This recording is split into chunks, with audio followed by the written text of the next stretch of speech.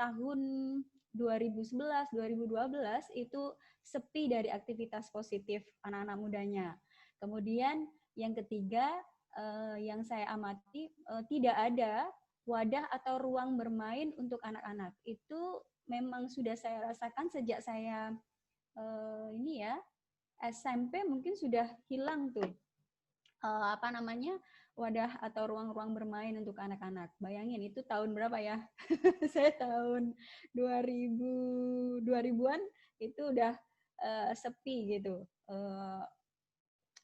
Aktivitas di kampung dan tidak ada ruang-ruang bermain untuk anak-anak. Kemudian yang keempat yaitu sekolah tidak lagi menyenangkan bagi anak-anak, tidak lagi menyenangkan untuk belajar dan bermain. Jadi sekolah hanya untuk para gurunya menggugurkan kewajibannya untuk mengajar atau anak-anaknya menggugurkan kewajibannya untuk sebagai siswa begitu, sebagai siswa mengumpulkan tugas saja begitu. Nah ini yang membuat saya gelisah, khawatir dan kemudian mencoba untuk peduli gitu. Kalau kemudian kampung saya hanya begini-begini aja, ya kapan nih begitu majunya? Lalu di 2011, November 2011, inisiasi Rumah Baca itu yang saya gagas lahirnya karena ada ada anak-anak bermain di sekitar rumah. Oke. Halo? Sebentar Mbak Hikmah, Ya. barangkali kami kesulitan melihat filenya Gimana? ya. Sepertinya macet. Di layarnya Mbak Hikmah apa sudah muncul screen-nya? Sudah. Uh, Dari yang mana nih? Dari kami belum soalnya. Mungkin saya bantu dari sini ya. Oke. Mungkin Coba. saya bantu dari sini. Mbak Hikmah keluar screen share dulu. Oke.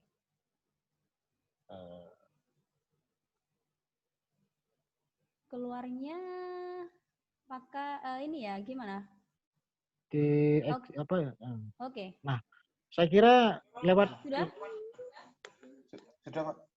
Sudah ya. Berarti Mbak Hikmah ini saya pandu dari sini. Kalau misalnya bilang next, bilang aja ya.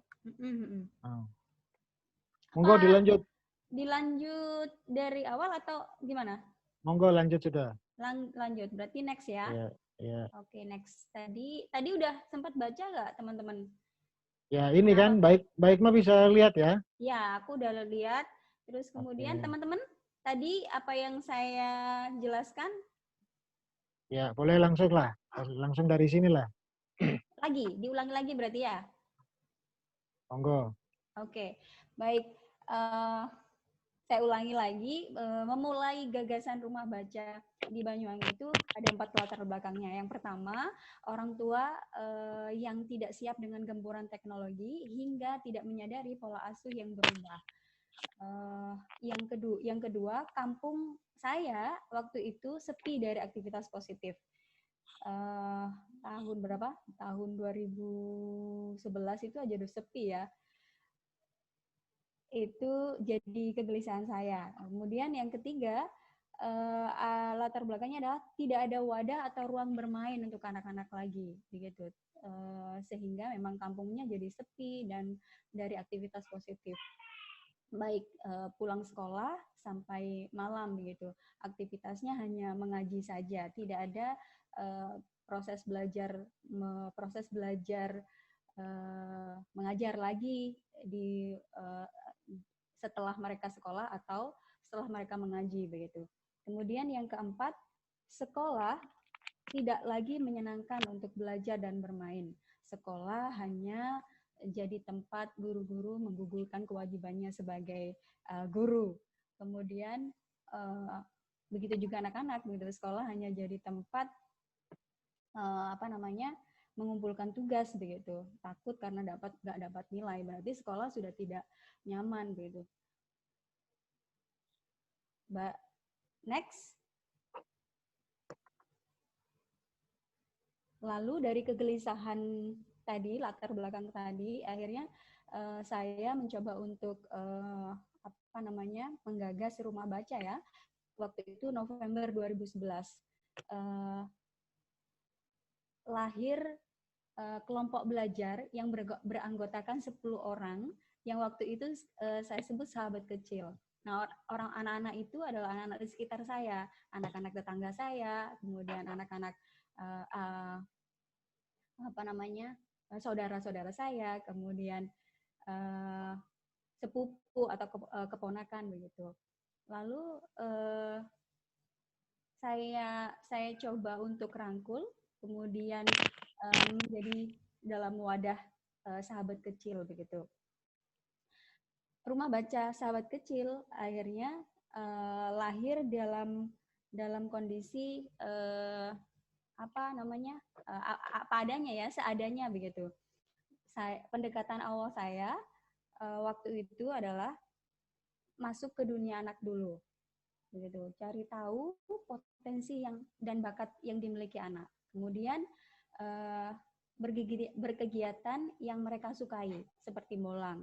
Kemudian menjadi pendamping belajar ketika mereka mengalami kesulitan belajar ketika malam hari. Kemudian yang terakhir itu pendekatan saya adalah memang memanusiakan hubungan. Maksudnya adalah setiap anak yang hadir itu dihargai begitu. Dihargai kemanusiaannya, dihargai potensinya, bakatnya dan sebagainya. Next.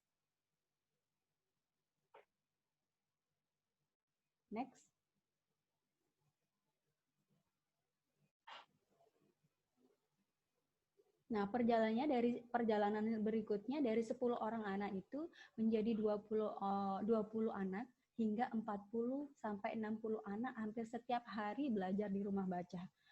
Rumah baca yang saya inisiasi itu bukan berkembangnya, ini justru menarik gitu, dari mulut ke mulut. Saya nggak pakai pamflet atau apa begitu, tapi karena anak-anak suka belajar di rumah, maka anak-anaklah yang jadi ketok tularnya ke teman-teman yang lain bahwa belajar di rumah baca itu menyenangkan dan sebagainya. Bisa bayangin, saya seorang diri, tapi yang hadir tiap hari itu hampir 40 anak begitu. Dengan setiap anak itu memiliki karakter yang berbeda-beda. Rumah baca sahabat kecil lahir dengan segala keterbatasan. Yang pertama fasilitas, fisik dan non-fisiknya, kemudian kapasitas saya sebagai pendamping, ilmunya, kemudian pengetahuan saya tentang perkembangan anak itu bagaimana, kemudian bakat dan bagaimana mencari tahu bakat dan potensinya itu terbatas sekali. Tapi justru keterbatasan itu adalah peluang saya untuk melakukan perbaikan-perbaikan selanjutnya. Baik, next.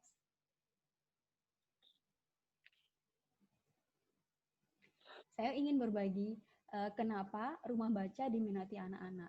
Justru mereka pulang sekolah itu berbondong-bondong ke rumah baca, ke tempat saya. Padahal mereka kan capek ya pulang sekolah mulai dari pagi sampai jam 12, tapi pulang sekolah terus kemudian main ke tempat saya itu kayak nggak ada capeknya, bahkan bisa berjam-jam di rumah baca. Kenapa? Karena yang pertama di rumah baca mereka merdeka belajar begitu, merdeka belajar yang memiliki 3 konsep, yaitu komitmen pada tujuan, kemandirian, dan refleksi. Nah, tiga konsep merdeka belajar ini yang saya terapkan di rumah baca. Itu mungkin yang jadi yang menarik begitu bagi anak-anak. Yang kedua, memanusiakan hubungan, yaitu menghargai setiap mereka yang hadir.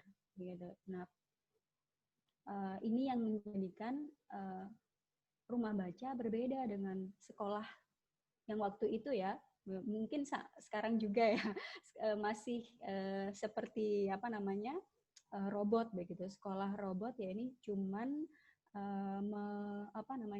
menilai anak hanya berdasarkan kemampuan kognitifnya, bukan secara keseluruhan begitu, bahwa setiap anak itu memiliki kecerdasan yang majemuk, banyak begitu. Nah, ini kemudian mengapa rumah baca diminati anak-anak. Yang ketiga adalah mengembangkan kecerdasan majemuk yang dimiliki anak. Di rumah baca mereka pengelolanya saya itu mencari tahu, kemudian mengembangkan kecerdasan setiap anak yang datang di rumah baca, sehingga mereka mengetahui apa yang bakat apa, kemudian passion apa, minat apa yang mereka miliki begitu. Kemudian kenapa rumah baca diminati anak-anak? Adalah kegiatannya beragam, banyak, tidak hanya cuma baca buku aja atau les pendampingan saja. Nanti akan saya bahas di selanjutnya. Dan yang kelima adalah mengapa rumah baca itu diminati anak-anak? Karena relawan atau pendampingnya itu orang yang mau belajar, orang yang bersedia berubah dan beradaptasi. Relawan itu secara dia orang yang tahu diri begitu. Maksudnya dia bukan pintar segalanya gitu, tapi dia relawan yang mau belajar, mau memperbaiki diri, mau belajar dari anak. Baik, selanjutnya.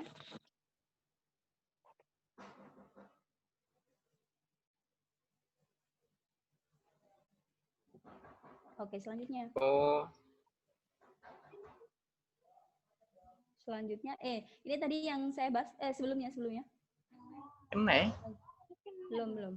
Nah, tadi kan konsep Merdeka Belajar, kenapa anak-anak tertarik di belajar di rumah baca? Belajar di rumah baca karena yang pertama, karena Merdeka Belajar adalah saya boleh undur diri sebentar nggak? Nggak boleh ya? Ada apa Mbak Hikmah? Oh iya, sudah tertangani. Maaf, ada anak saya. Iya, silakan. Terus? Baik, sebelumnya lagi Mas. Yang tadi Mas.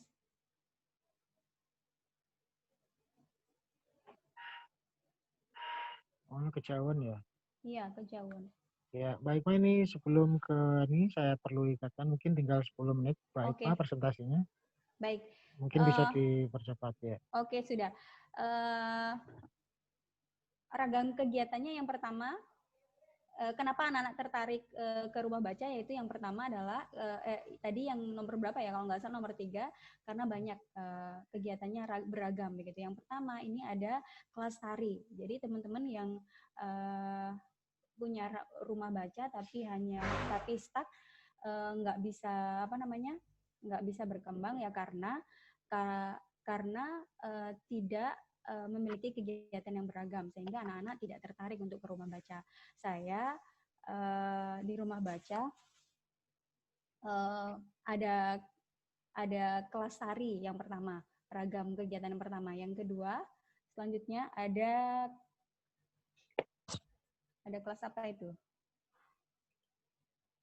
Keterampilan ya? Oh ya, keterampilan. Ada cooking class gitu. Dengan tujuan belajarnya mengenalkan bahan olahan kue, berbagi peran, dan keterampilan. Selanjutnya ada ragam kegiatan yang ketiga, ya ini kerjasama tim dan leadership tujuan belajarnya. Ini apa? Ada kelas game atau permainan. Selanjutnya, kemudian ada kelas drama dan pendalaman cerita ya, di situ kayaknya nggak tertulis deh. Jadi mereka belajar karakter dalam drama, mempertajam linguistik dan kebahasaan, ekspresi dan percaya diri. Jadi justru mereka belajar percaya diri di rumah baca, karena di sekolah percaya diri mereka justru ditenggelamkan gitu, karena model-model pembelajaran yang tidak memanusiakan hubungan gitu, yang tidak melihat kecerdasan anak itu multiple atau majemuk, banyak begitu. Baik, selanjutnya. Kemudian ada varian kegiatan yang kelima, yakni ada nonton film ya.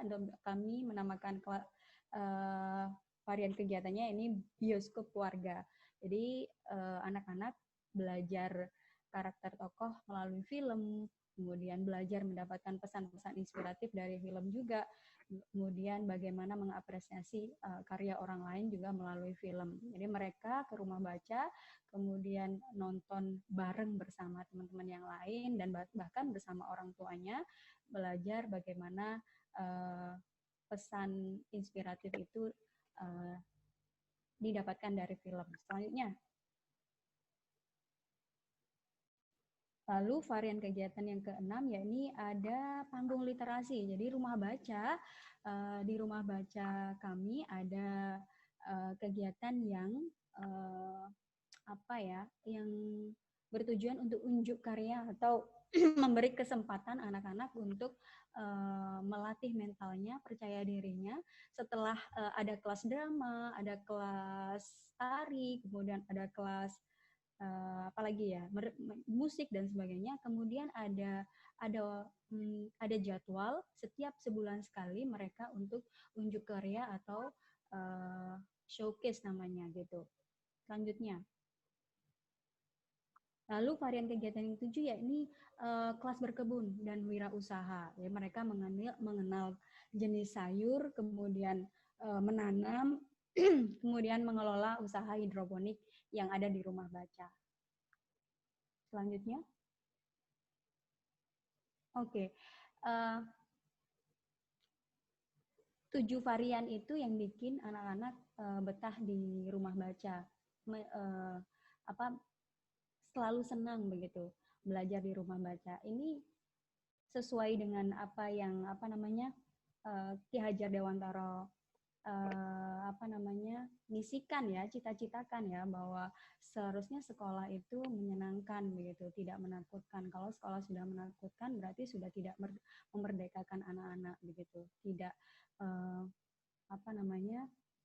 tidak menyenangkan begitu. Sehingga di rumah baca itu kami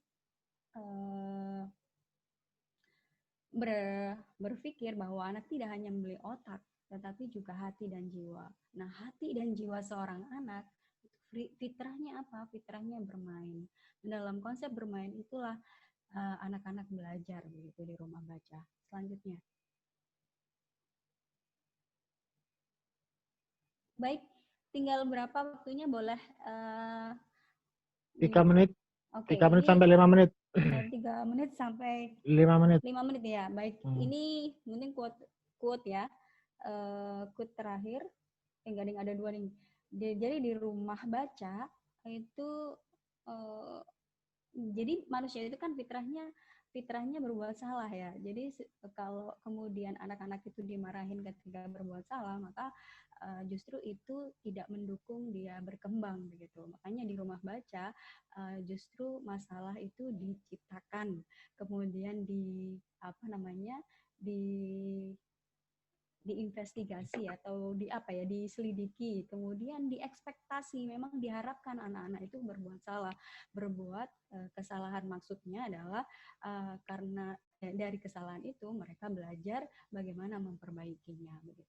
Selanjutnya yang terakhir aja, yang terakhir. Ini satu lagi tantangan rumah baca yang perlu diketahui. Jadi teman-teman, bukan berarti perjalanan membangun rumah baca itu mulus-mulus saja. Nah, barangkali ini pertanyaan yang harus dijawab oleh Mbak Hikmah, apa rahasianya begitu ya? Karena saya tahu rumah baca itu sederhana sekali, tempatnya juga sempit, kadang mungkin juga nggak sepenarik sekolah-sekolah gitu ya. Koleksinya juga fasilitasnya apa adanya, tapi kebahagiaan justru hadir di sana. Nah, itu yang barangkali nanti salah satunya kita tanyakan ya. Baik, Pak Hema, sepertinya tadi ada yang perlu diamankan di belakang sana ya. Silakan, mungkin perlu diselesaikan dulu. Maaf ya. Kita panggil untuk teman-teman sampai pemateri kedua ya. Ada Pak Surya Marta ya, Pak Surya Marta alias Kak John Tata ini. Silakan muncul di permukaan Pak John Tata. Apa kabar malam ini? Kak John? Bentar, Pak Nui. Yuk. Hai. Sepertinya sudah hadir ya, Kak John Tata. Sebelah mana videonya tuh? Oh ya. Oke. Teman-teman para peserta webinar yang saya banggakan ya, Kak John sudah berada di tengah-tengah kita. Nah, sekilas sebelum beliau menyampaikan pengalamannya ya terkait menjadi apa istilahnya itu relawan penggerak juga ya di salah satu komunitas bernama Prasasti ya di desa beliau ini. Barangkali saya cerita sedikit tentang aktivitas beliau ya. Selain sebagai seorang guru yang mengajar di salah satu sekolah, Pak Surya Kusuma, Pak Surya Marta ya, atau Kak John Tata ini adalah seorang entrepreneur juga ya, macam-macam yang dibisniskan ya. Barangkali mungkin saya sebutkan salah satunya adalah bisnis konveksi ya, bisnis kuliner juga begitu. Nah, saya tidak tahu ternyata memang entrepreneur itu bisa digabungkan dengan profesi guru ya, yang kadang-kadang tidak semua orang bisa menggabungkan ini. Tapi yang paling menarik dari Kak John ini adalah di luar aktivitasnya sebagai seorang guru itu ternyata beliau mampu ya menjadi sosok penggerak di lingkungannya ya. Beliau menginisiasi sebuah apa ya perkumpulan ya anak muda yang berorientasi kepada restorasi atau pemeliharaan atau pelestarian budaya daerah kira-kira gitu. Nah, Mas Terry mungkin bisa dibantu untuk menampilkan ya videonya kegiatannya dari Kak John Tata ini mungkin barang 3 menit 4 menit lah, kalau bisa 3 menit aja lah, biar pemirsa punya gambaran ya beliau ini seperti apa kegiatannya. Baik Pak.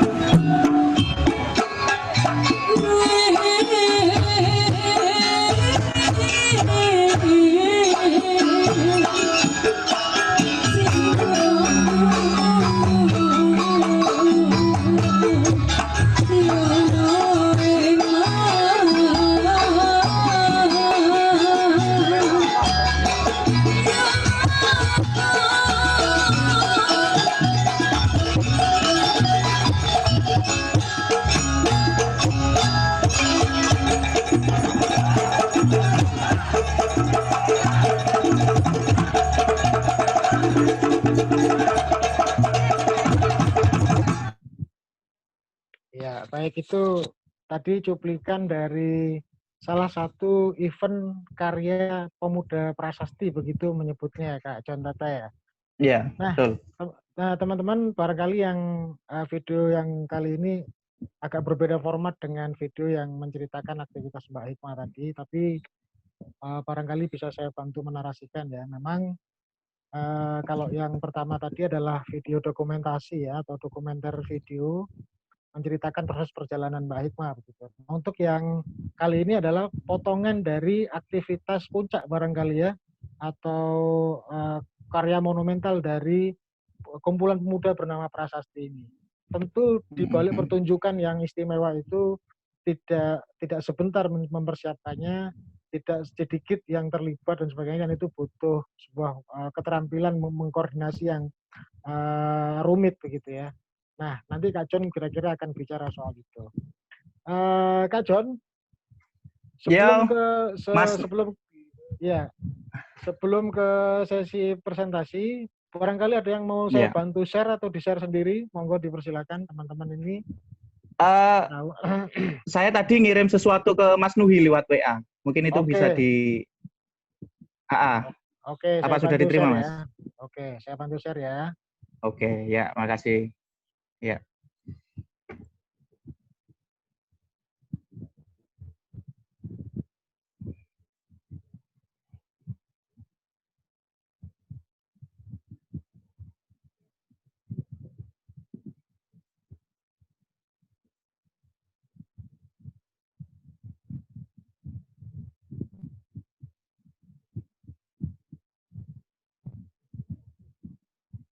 Oke. Ini Mas John benar ya? Oke.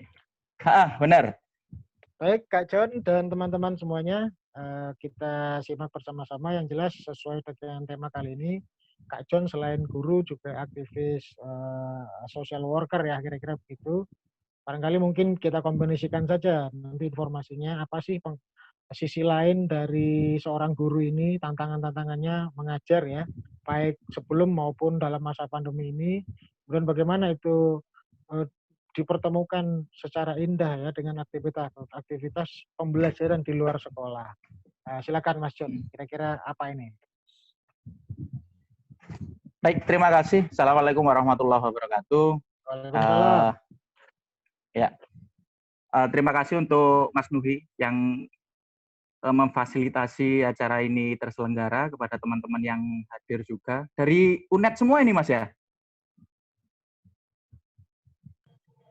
Tidak hanya dari UNED. Oh, tidak hanya dari UNED. Ya, kepada semua teman-teman yang hadir malam ini, terima kasih menyelakan waktunya untuk mendengar saya nanti berbagi cerita, kira-kira begitu. Seperti yang Mas Nuhi langsung ya, seperti yang Mas Nuhi bilang tadi, bahwa saya kalau nama aslinya memang Surya Marta, tapi di komunitas saya gitu, di sekitaran teman-teman saya tuh cukup dipanggil John gitu. Saya sebenarnya seorang guru, sehari-hari profesi saya sebagai seorang guru di sebuah SMP negeri di Kecamatan Singojuru. Mulai tahun 2007, berarti sudah 13 tahun saya di sana. Dan kebetulan saya mengajar seni budaya. Di sana hampir sama seperti apa yang disampaikan Mbak Hikmah tadi, ada tantangan sih. Sepertinya hampir semua sekolah. Teman-teman juga pasti mengalami ketika sekolah dasar, kemudian SMP, SMA pasti mengalami. Jika bel pulang itu adalah sesuatu yang paling ditunggu. Bel 3 kali biasanya. Dalam setiap satu hari di sekolah itu bel 3 kali itu adalah momen yang paling ditunggu. Jam kosong, bel 3 kali, kemudian masa-masa istirahat, itu jadi favorit siswa. Dan memang benar-benar terjadi ketika saya tanyakan ke anak-anak, ke murid-murid saya, bahwa memang itu momen-momen terbaik mereka di sekolah. Dan ini jadi tanda tanya besar, ada apa dengan sekolah, sebegitu membosankankah yang berada di sekolah. Tapi ya tidak bisa ditarik kesimpulan bahwa semua mengalami seperti ini, tapi ini adalah kejadian umum yang terjadi, kira-kira begitu. Menarik ketika Mbak Hikmah tadi kemudian mempunyai solusi ketika mereka belum mendapatkan semuanya di sekolah, karena kita tahu sekolah setiap hari hampir 80%, 70-80% isinya adalah teori terus gitu. Kemudian teman-teman seperti Mbak Hikmah hadir dengan rumah bacanya memberi alternatif, itu jadi luar biasa untuk asupan bagi anak-anak, terutama anak-anak di usia SD, SMP. Nah, saya sendiri ketika menjadi guru seni budaya, mendapatkan sesuatu yang cukup mencengangkan kalau menurut saya, karena anak-anak sendiri terhadap budayanya, saya tinggal di Singojuru, terhadap budayanya mereka tidak terlalu mengenal gitu. Seni dan budaya. Nah, ini jadi tantangan gitu. Contoh misalkan, kita tahu, contoh misalkan lagu Luk Luk Lumbu, lagu yang kita tahu di luar negeri sana dijadikan semacam lagu wajib ketika mereka lomba paduan suara, dan beberapa negara-negara paduan suara di beberapa negara, paduan suara mahasiswa itu membawakan lagu Luk Luk Lumbu, kemudian memenangkan kejuaraan itu. Dan kebanyakan ketika pada kemarin-kemarin dulu saya share ke anak-anak, mereka tidak ada yang tahu lagu ini. Menurut kami ini berbahaya ketika ada sebuah semacam cerita yang putus, dan jika ini tidak diteruskan, maka generasi setelah mereka, kami yakin akan kehilangan karya-karya besar dari seniman Banyuwangi sebelumnya. Nah, saya berterima kasih sekali gitu, justru dalam satu sisi ke masa-masa pandemi ini. Anak-anak sepertinya dipaksa karena sistem pembelajarannya jarak jauh, kemudian lebih banyak menggunakan media internet, katakan begitu. Mereka dipaksa untuk selalu membuka internet sebagai bahan mencari tahu informasi. Akhirnya itu kami manfaatkan untuk memancing mereka untuk mencari tahu apa sih seni dan budaya khususnya di wilayah kamu sendiri. Terus terang selama saya mengajar seni budaya, saya tidak sering jauh mengajarkan tentang budaya Indonesia secara keseluruhan. Saya lebih fokus di budaya Banyuwangi. Kebetulan, tapi juga saya bukan seorang seniman, bukan penari, bukan seorang pemusik juga. Cuma ada semacam panggilan gitu. Kemudian ada semacam panggilan, dan itu tidak bisa saya berikan sepenuhnya di sekolah. Itu yang melatar belakangi saya. Kemudian ketika saya berada di luar pekerjaan saya sebagai guru, saya memilih untuk melakukan sesuatu, khususnya di lingkungan saya sendiri, di Kecamatan Singojuru khususnya, untuk bagaimana generasi segenerasi dengan saya, kemudian setelahnya, itu bergairah lagi ketika mereka melakukan kegiatan yang berhubungan dengan seni dan budaya. Untuk itu alasan pertama saya membuat akhirnya dengan teman-teman membuat prasasti. Membuat prasasti itu sebenarnya sebuah komunitas yang terdiri dari beberapa kumpulan pemuda di Singojuru. Nah, tapi uniknya ketika saya kemudian mengobrolkan ide tentang seni dan budaya, tidak lantas saya langsung berfokus gerak di seni budaya, tidak.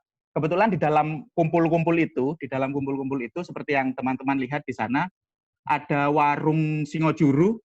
Itu justru ide yang tercetus pertama kali sebelum kami menggerakkan teman-teman, khususnya pemuda di Singojuru, untuk berkesenian gitu. Ini tahun 2017, di saat aplikasi lagi banyak digunakan, kira-kira seperti itu. Kami berinisiatif membuat sebuah aplikasi yang ingin membantu warung-warung ini seperti warung makan, kemudian warung-warung kecil, pedagang es misalkan seperti itu, agar mereka mendapat fasilitas delivery. Kita ingin meniru semacam Gojek. Kita punya armada Gojek sendiri. Itu ide pertama yang tercetus. Kemudian warung Singojuru kita buat aplikasi. Kebetulan teman kami ada yang programmer, dalam 2 minggu selesai. Next, ini contoh tampilan aplikasinya seperti ini. Cenil. cenil kami masukkan dan itu membuat waktu itu cukup membuat ini sih rame gitu untuk sekitaran wilayah Singojuru. Bagaimana sebungkus cenil yang biasanya diedarkan oleh nenek-nenek, kakek-kakek atau yang menjual makanan tradisional masuk ke sebuah aplikasi di Android. Gitu. Nah, dalam perjalanannya, next ada pilihan lagi.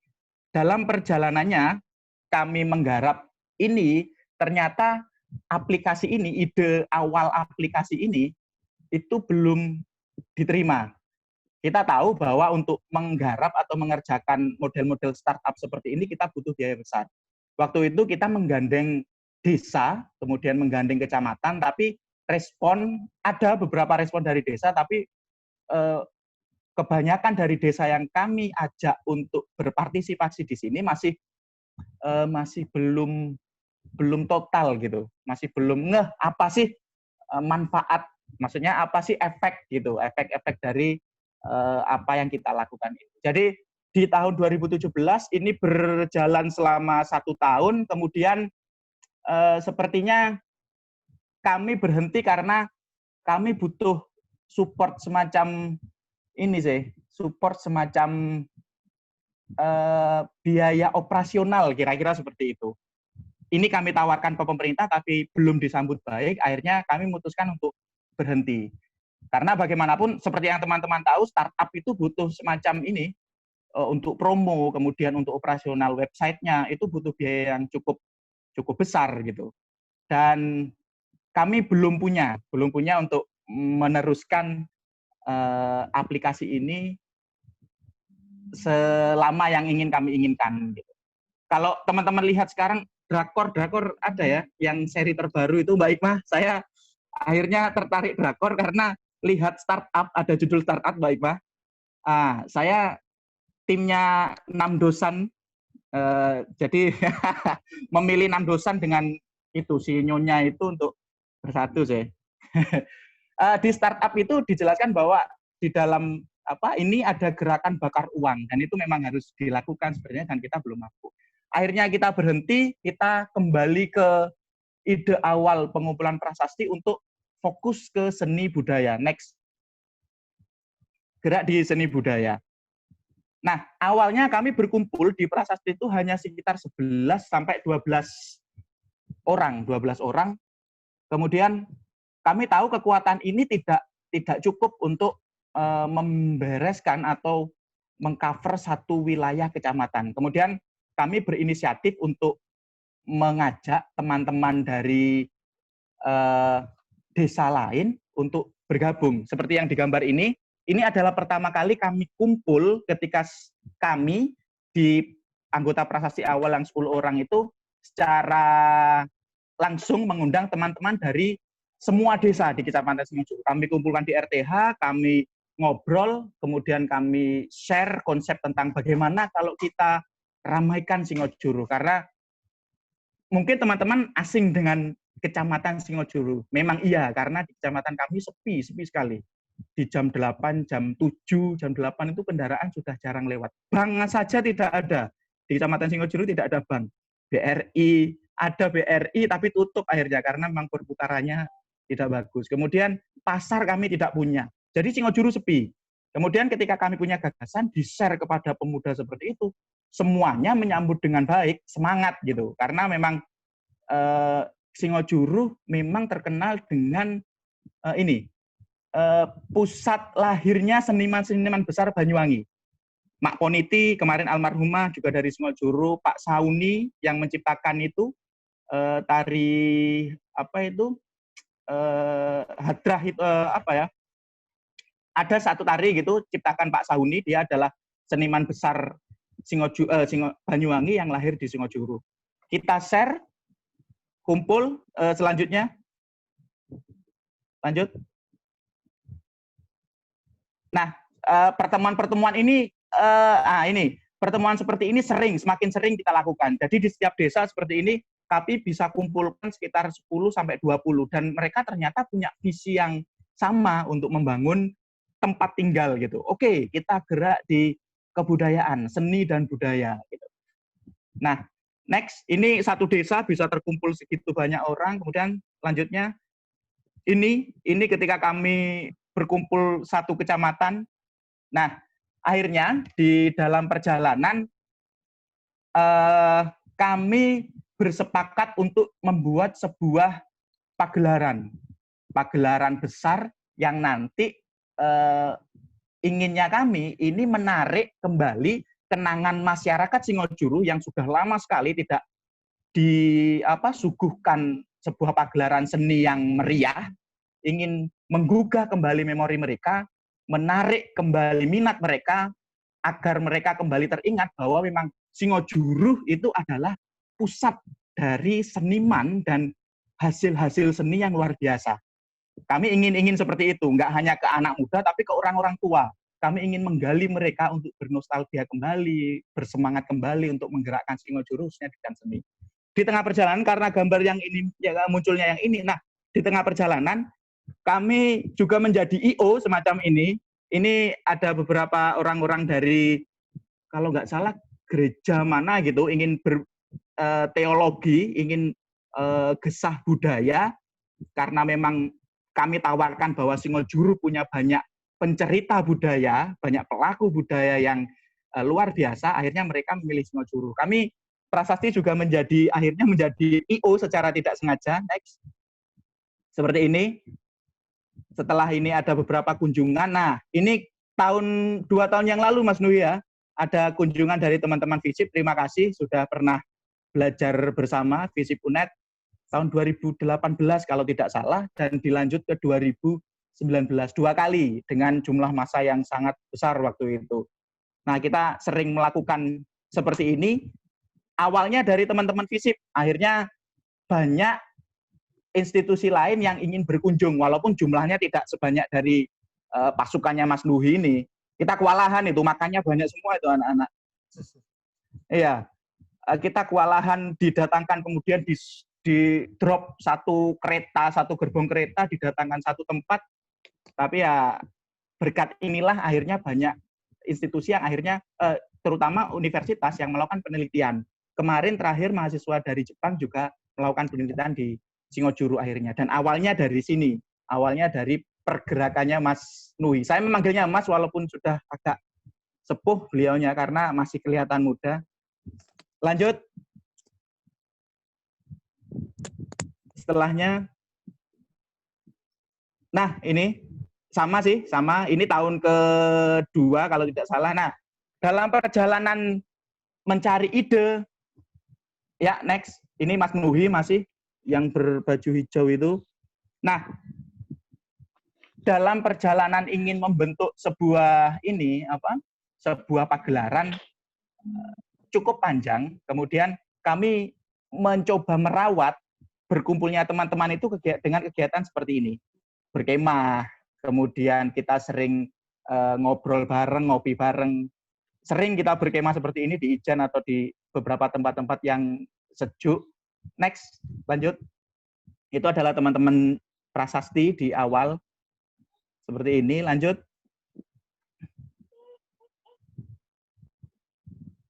Nah, seperti ini kegiatan yang cukup sering kita lakukan untuk tadi itu menjaga biar teman-teman tetap kompak gitu. Lanjut.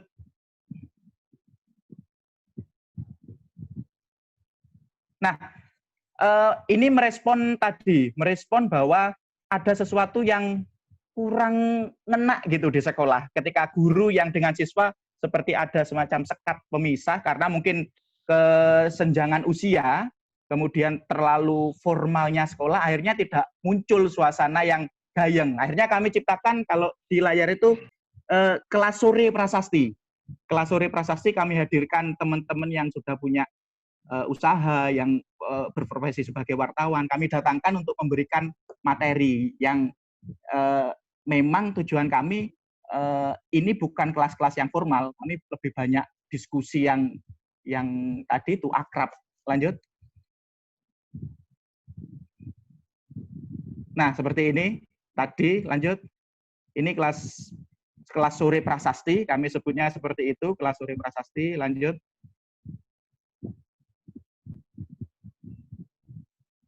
Nah, ini juga karena kami fokusnya di seni dan budaya, seperti yang teman-teman lihat tadi di tampilan awal, bahwa selama beberapa minggu, beberapa bulan bahkan kami menyiapkan, ingin menghentak, ingin mengagetkan warga Singojuru, kami membuat sebuah pagelaran yang nggak hanya besar. Kami waktu itu sepakat bahwa pagelaran ini nggak hanya besar, tapi sangat besar. Kira-kira seperti itu. Akhirnya kami dengan segala upaya dibantu banyak pihak, ya seperti yang teman-teman lihat tadi, terselenggaralah kegiatan prasasti hingga 4 seri. Jadi ada 4 kali prasasti sampai saat ini. Mulai dari tahun 2017, 18, 19, itu sudah terselenggara 4 kali pagelaran yang semakin lama semakin membesar. Kemudian semakin lama semakin menarik minat banyak penonton. Dan mulai disitulah akhirnya misi kami sedikit berhasil, masih kami bilang sedikit karena memang belum sepenuhnya, banyak akhirnya budayawan, kemudian orang-orang dari luar Banyuwangi untuk kembali melirik Singojuru sebagai pusat dari kesenian, seni dan budaya. Akhirnya berhasil pagelaran prasasti, gambarnya kebetulan tidak saya sediakan. Prasasti tadi gambaran di awal di video itu, gambaran di prasasti itu akhirnya dalam 1 kali pagelaran itu pernah kami menghitung secara ngawur gitu, kemudian ada sekitar ribuan. Dan kami cukup kaget, bahkan ini di luar ekspektasi kami, bahwa ternyata masyarakat masih sangat berminat untuk menyaksikan gelar budaya seperti itu. Dan alhamdulillah sampai saat ini terjaga seperti yang ditampilkan di layar, tidak hanya pagelaran besar, semangat berkesenian tadi kami rawat dengan kegiatan rutin Tabuhan Soren. Nah, ini Tabuhan Soren yang kami adakan di RTH, sesederhana mungkin, tidak perlu macak, kemudian warga bisa ikut menikmatinya, akhirnya mereka bisa seperti menyatu kembali dengan budaya-budaya mereka bisa menari, mereka boleh menabuh, mereka boleh nyawer, itu karena kebiasaan tari kan seperti itu. Kami munculkan kembali di di kegiatan rutin Tabuhan Soren setiap Sabtu sore. Karena pandemi ini sudah beberapa bulan ini terpaksa kami hentikan. Nah, ini kegiatan kemarin ketika, kalau tidak salah ini pertama kali ngawali pandemi. Kemarin terakhir mengawali pandemi dan kembali kami adakan Tabuhan Soren seperti ini. Next. Sudah. Tadi seperti yang teman-teman lihat di slide yang ada orang berkumpul, itu beberapa dari kegiatan kami menumbuhkan sebuah budaya yang beberapa tahun kebelakang ini menghilang. Itu barikan. Nah, seperti ini. Barikan ini sebuah budaya makan bersama ketika tahun baru, Satu Suro. Nah, ini biasanya sih hanya menggelar, kemudian sendiri-sendiri di depan rumah. Kami coba konsep dengan konsep baru, semua harus pakai seragam putih, semua harus pakai peci putih, kalau bisa sarung putih gitu. Kami kumpulkan, kemudian kami buatkan semacam pertunjukan seni juga. Akhirnya kegiatan ini barikan sekarang menjadi rutin di setiap tanggal 1 Suro, terutama di Desa Lemah Bangkulon, di salah satu desa di Singojuru. Kira-kira begitu sampai saat ini. Alhamdulillah teman-teman prasasti masih berkumpul walaupun tidak seintens dulu karena berbagai pertimbangan, terutama pandemi, kami tidak bisa berkegiatan lagi untuk mengumpulkan banyak massa. Akhirnya kami lebih fokus ke masing-masing teman-teman fokus ke bidang usaha. Jadi dari teman-teman prasasti sudah ada yang punya usaha batik karena dari berkumpul itu. Kemudian ada usaha makanan dan lain sebagainya. Nah, hal-hal seperti ini yang seperti Mbak Hikmah bilang tadi, ini yang harus terus dilakukan oleh kita-kita, teman-teman muda di sini, untuk selalu dijaga. Gitu. Ketika kita tidak mendapatkan sesuatu yang banyak di sekolah karena keterbatasan waktu, mungkin karena keterbatasan ruang, kegiatan-kegiatan di luar sekolah seperti ini harus terus kita gerakkan. Mudah-mudahan semangat itu juga tertanam, dan saya yakin dari teman-teman, dari sekian banyak peserta di sini, saya yakin sudah ada yang mengawali untuk menggerakkan, akhirnya untuk bertujuan untuk membuat masyarakat kembali bergairah terhadap daerahnya. Kira-kira begitu, Mas Nui? Oke, terima kasih Kak Jo. Iya. Baik, Mas, kembali bersama saya ya. Tadi barusan dari Mas John, saya sambil menyaksikan satu persatu slide-nya itu sambil menghayal ini Kak Jo. Ternyata Indonesia itu masih ada. Ternyata Indonesia itu masih ada.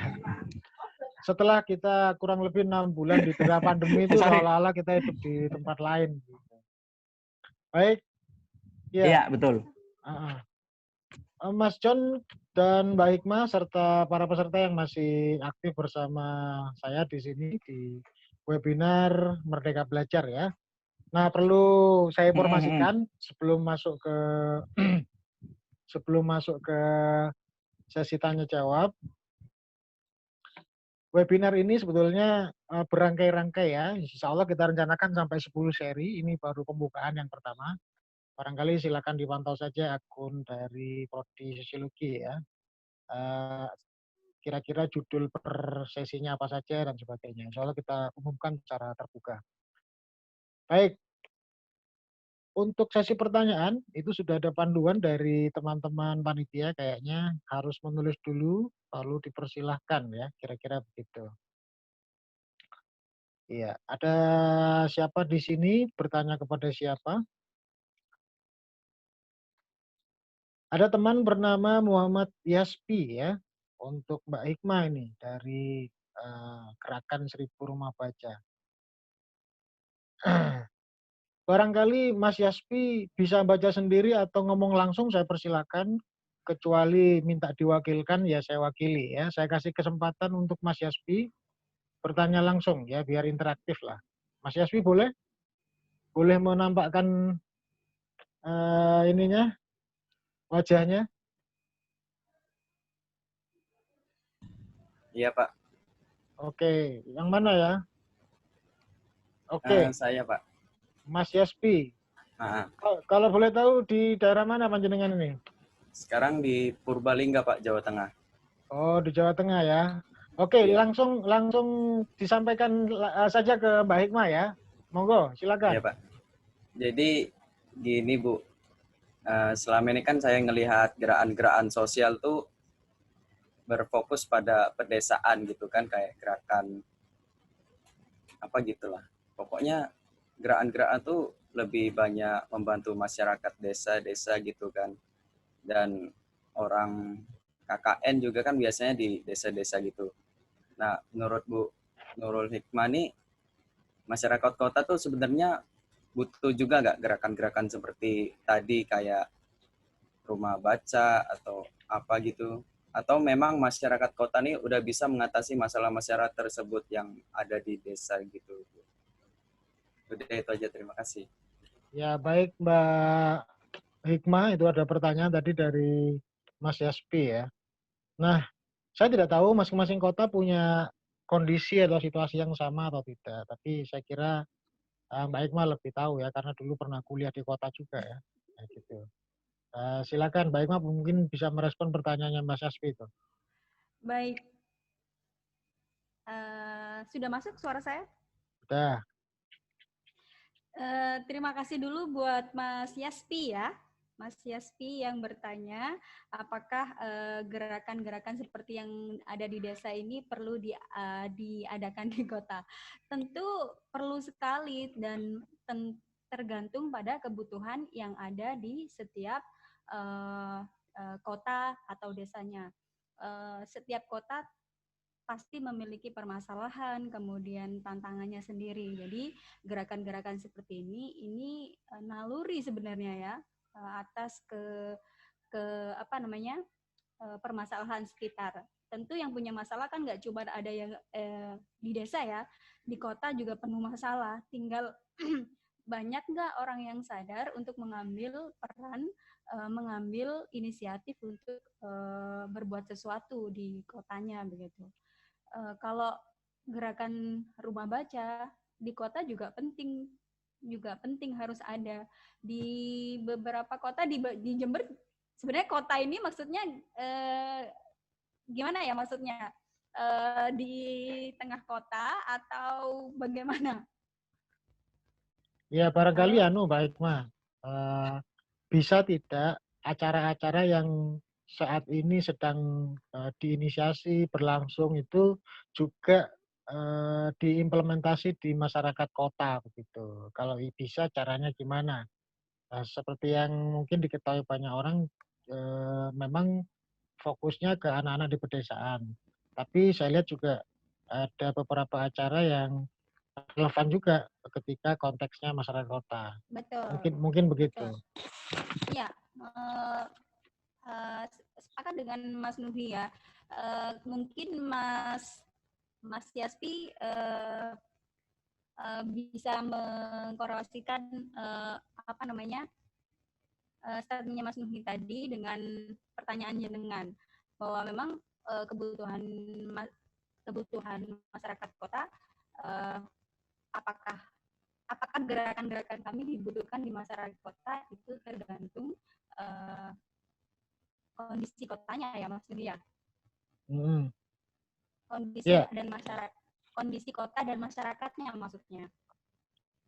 ya Jadi saya bisa kira Mas, bisa. bisa ya. Bisa ya Pak Hikmah ya. Ya bisa sangat bisa. Apalagi melihat varian kegiatan yang kami lakukan di rumah baca kami itu sangat bisa diadaptasi di kota. Ya, baik Mbak Hikmah, ada lagi yang mau disampaikan? Sudah, Ya, kalau pertanyaan Yaspi sudah tadi ya. sudah Oke. cukupkah? Ya, saya kira Iya Bu, sudah terjawab. Makasih jawabannya. oke, siap. Makasih untuk Yaswi dan Mbak Hikmah. Eh, saya tunggu pertanyaan yang lain ya, sambil menunggu kalau misalnya ada pertanyaan. Mungkin Mas John Tata ini. Saya lihat itu kan sebetulnya bukan soal desa atau kota sebagai sebuah lokasi ya. Kebutuhan untuk belajar itu saya kira selama di situ ada manusia, saya kira pembelajaran itu termasuk kebutuhan primer hari ini. Karena mengingat tidak di kota atau tidak di desa, semua orang ingin maju dan berkembang. Nah, selama keinginannya adalah itu, belajar adalah sebuah keniscayaan begitu. Nah, soal konten tentu barangkali yang ditanyakan oleh Yaspi tadi, bagaimana Mas John melihat ini apa kebutuhan anak-anak perkotaan ya? Saya lihat Singojuru walaupun bukan pusat kotanya Banyuwangi, tapi kelihatannya sudah menjadi anak kota atau kota satelitnya Banyuwangi ya. Nah, bagaimana tipikal anak-anak urban di sana begitu, anak-anak sekitar Singojuru melihat gerakannya Mas John ya dengan prasasti itu. Gimana? Ada cerita nggak gitu? Ya silakan Mas John. Halo, Mas Nui. Ya silakan. Ya, seperti yang saya bilang tadi bahwa Singojuru itu kalau sebenarnya kota sih, tapi memang suasananya desa gitu. Saya yakin tidak terbatas ke, benar kata Mbak Hikmah tadi, tidak terbatas ke kota atau desanya, tapi kepada ini masyarakat kan selama ini kan kebanyakan masyarakat itu diam, butuh semacam trigger, butuh semacam seseorang atau kelompok untuk menggerakkan. Jika ini terjadi, jika ada kelompok-kelompok atau beberapa orang yang peduli, kemudian menganalisa kota atau desanya bagaimana, apa permasalahan di sana, kemudian mereka berkumpul, kemudian mencarikan solusinya, kami yakin entah di desa, entah di kota, atau dimanapun, ketika ini dimunculkan, semangat-semangat ingin merubah ini dimunculkan, khususnya untuk teman-teman muda, teman-teman mahasiswa di sini yang lagi semangat-semangatnya, yang masih punya waktu yang luang yang sangat banyak, jika ini dilakukan, dimanapun kalian berada, masyarakat akan bergerak, gitu. Masyarakat akan tertarik, masyarakat akan melek, gitu. Kalau di Mbak Hikmah tadi, karena memang pendidikan formal di Ketapang misalkan, itu tidak, menurut sudut pandang Mbak Hikmah, tidak lengkap, gitu, kurang lengkap atau tidak menarik, maka Mbak Hikmah muncul sebagai seorang penggerak, seorang diri, bayangkan. Mbak Hikmah seorang diri menggerakkan kotanya, gitu, kita sebut kota karena Ketapang ya, cukup terkenal dan cukup luas, gitu, menggerakkan kotanya dengan ruang lingkup yang kecil, akhirnya bisa berefek besar. Ini tentang konsistensi saja, Mas, gitu. Sekecil apapun kalau kita rawat, orang akan memperhatikan, dan ini akan menginspirasi yang lain. Dan betul, gerakan-gerakan seperti Mbak Hikmah, Rumah Baca, sudah banyak menginspirasi tempat-tempat yang lain, di desa, di kota, semua banyak yang menirunya. Termasuk prasasti, ketika kami mengadakan pagelaran yang semeriah itu, tempat yang lain terketuk, gitu, tergelitik, terpancing, lah, di Singojuru bisa, di sekelas Singojuru yang sepi bisa, kok di kita yang besar seperti ini nggak bisa. Akhirnya memang, ya nggak semua sih, ada di beberapa titik tempat itu, ya nggak tahu apa memang saya kegeeran, gitu, melaksanakan pertunjukan yang serupa dengan yang kami laksanakan. Mudah-mudahan itu efek dari apa yang kami lakukan selama beberapa tahun ini, gitu. Yeah. Seperti juga Mbak Hikmah sih, sama seperti Mbak Hikmah, tidak melulu tentang kota atau desanya, tapi seberapa konsisten para trigger-trigger, penggerak-penggerak, pencipta ini, perubahan itu untuk mau terus membuat masyarakat sadar, gitu, bahwa setiap daerahnya mempunyai potensi yang luar biasa. Kira-kira begitu, Mas. Ya, oke. Terima kasih, Mas John. Barangkali mungkin bisa sambil menunggu pertanyaan yang lain ya, saya informasikan. Silakan kalau ada yang mau bertanya itu jangan ditahan-tahan ya, karena ada dari panitia ada semacam door prize ya. Kuota barangkali atau senilai berapa ribu nanti mungkin diumumkan ya untuk penanya terbaik begitu. Baik, kita lanjutkan Mas John dan Mbak Hikmah ya. Saya mencatat begini. Berangkat dari pertanyaannya di ISP tadi itu ya.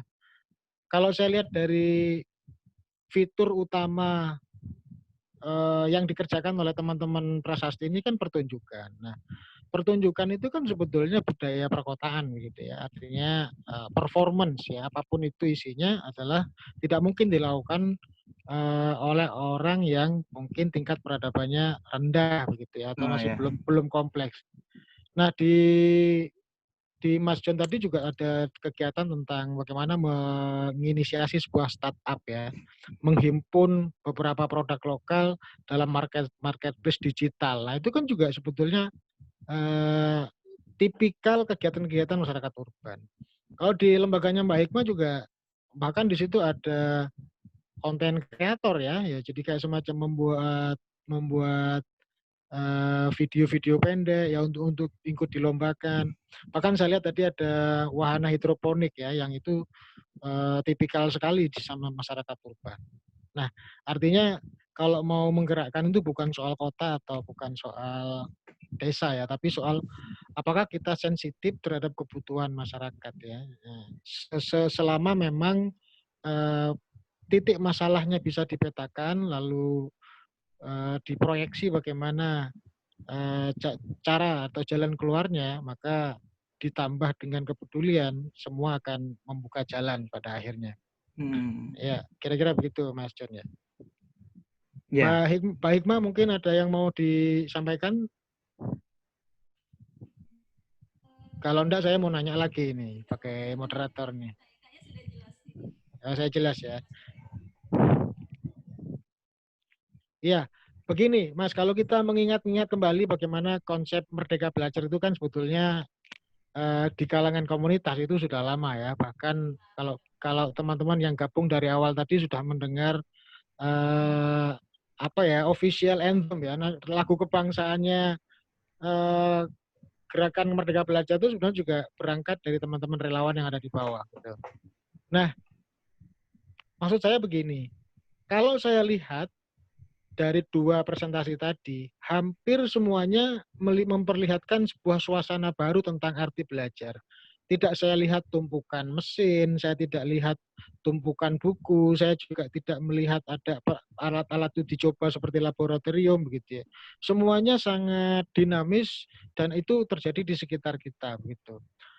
Bagaimana tanggapan Mas John atau Kak Hikmah ini terkait sama rencana pemerintah untuk menerapkan kebijakan Merdeka Belajar di sekolah-sekolah ya, sejak mungkin di tingkat dasar hingga perguruan tinggi.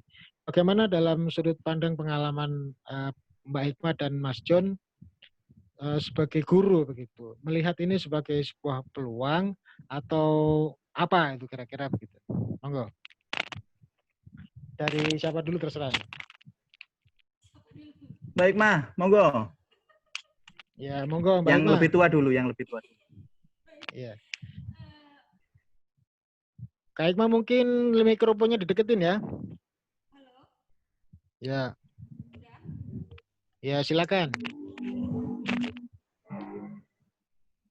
Tentu ini peluang ya, maksudnya apa yang dicita-citakan oleh komunitas atau teman-teman yang berada di gerakan bawah yang sudah melakukan gerakan Merdeka Belajar lebih dulu lah, lebih apa ya, inisiatif lebih dulu untuk bergerak secara Merdeka Belajar, tentu responnya ya positif, senang sekali kalau pemerintah akhirnya apa namanya, kembali ke rootnya begitu, yang kembali ke root pendidikan ya, yang dibawa, yang dicita-citakan oleh Ki Hajar Dewantara, bahwa